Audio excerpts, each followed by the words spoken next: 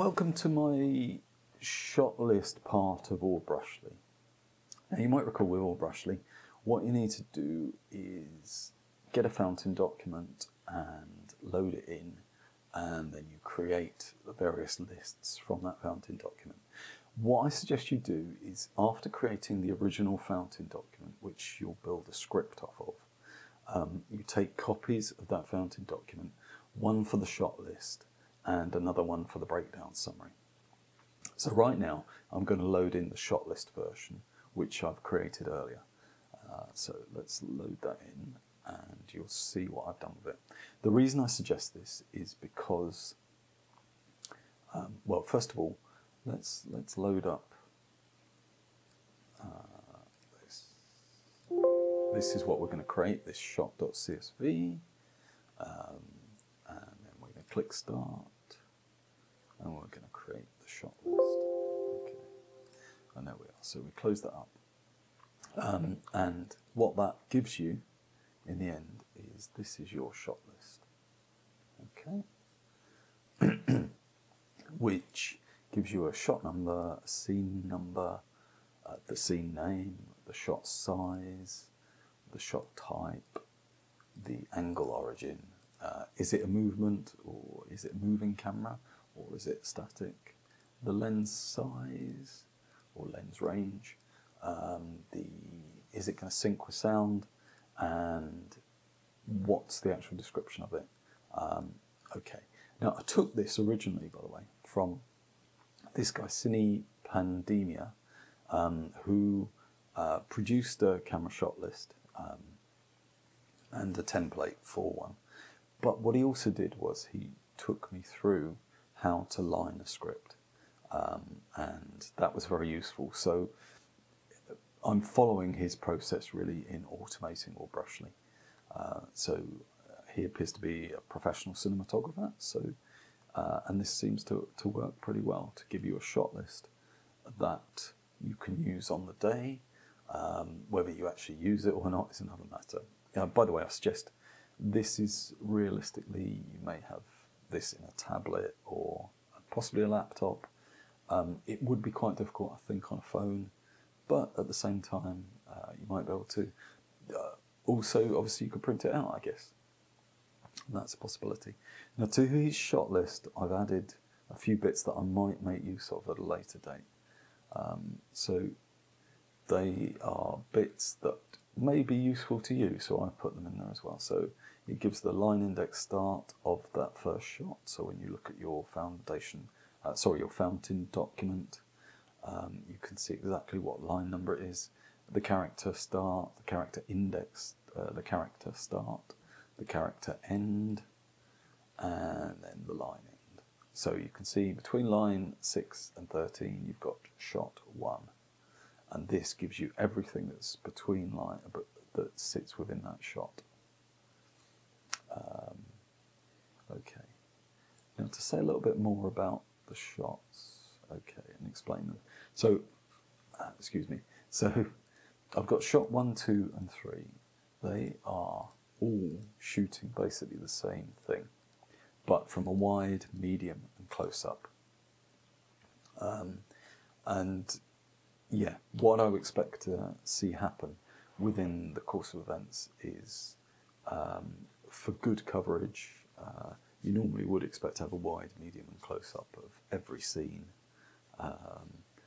possibly even more than one in a scene. So how within the fountain document is this created? So what makes this appear within the shot list CSV that I create? So if we show you that quickly. So what does it look like? How do you make this happen? Okay, so I'll bring this up again and we'll minimize that. So if you can see in the actual shot start here, part 1, shot start 1 is the same as shot number 1. Scene number 1 is here, see?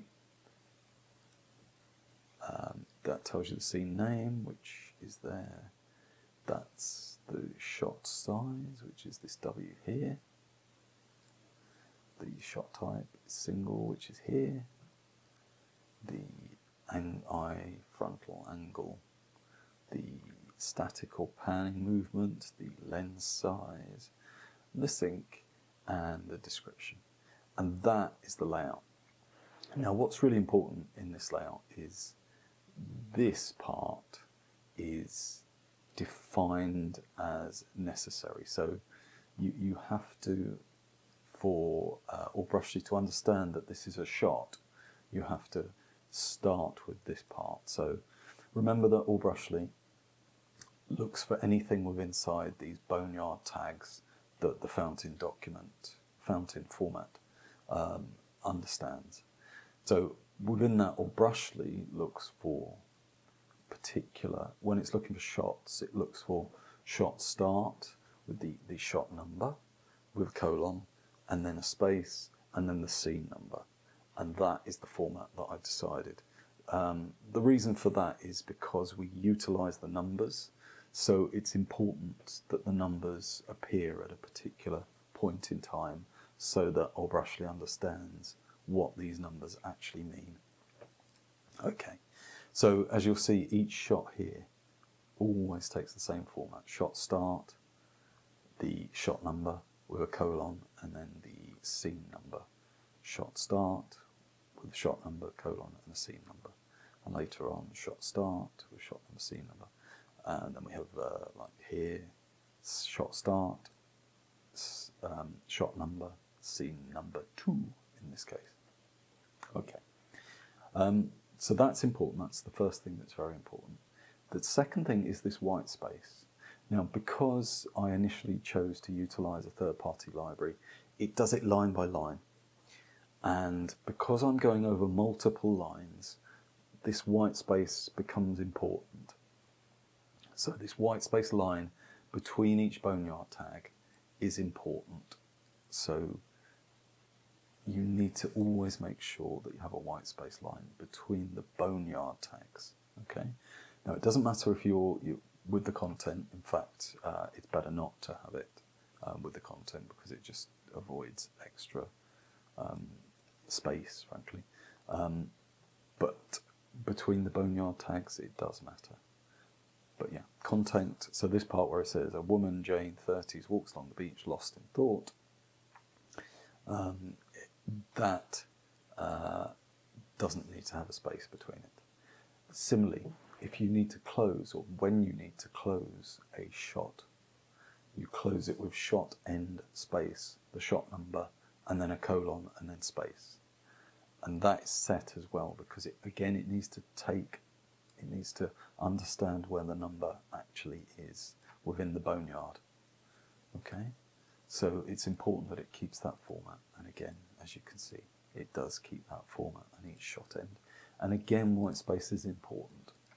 So I appreciate these are a bit finicky, but unfortunately these are the rules that I've had to impose because of how I originally coded this.